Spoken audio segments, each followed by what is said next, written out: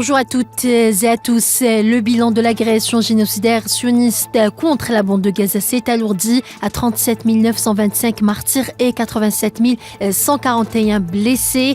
Depuis le 7 octobre dernier, ont indiqué ce mardi les autorités palestiniennes de la santé. Selon la même source, l'armée d'occupation sioniste a commis 3 massacres au cours des dernières 24 heures dans la bande de Gaza, faisant 25 martyrs et 81 blessés.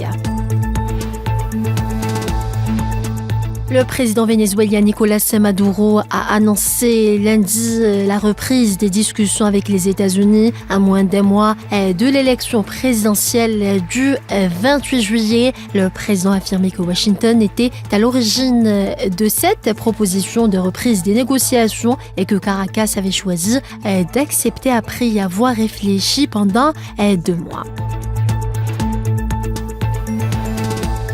Au moins 19 personnes ont été tuées au Mexique, dont 4 Guatémaltèques lors d'un affrontement entre 2 cartels de la drogue dans l'état de Chiapas. Des milliers d'habitants sont coupés du monde en Birmanie, sans électricité et sans communication téléphonique suite à de fortes inondations dans le nord du pays.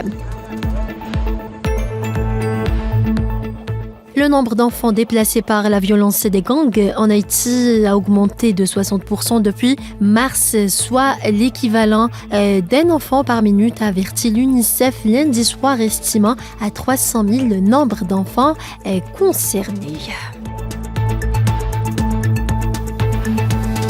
Et puis 4 personnes sont toujours recherchées dans le sud-est de la Suisse après les graves intempéries qui ont frappé cette région ce week-end, faisant grimper le bilan à 4 morts et 6 disparus dans le pays alpin.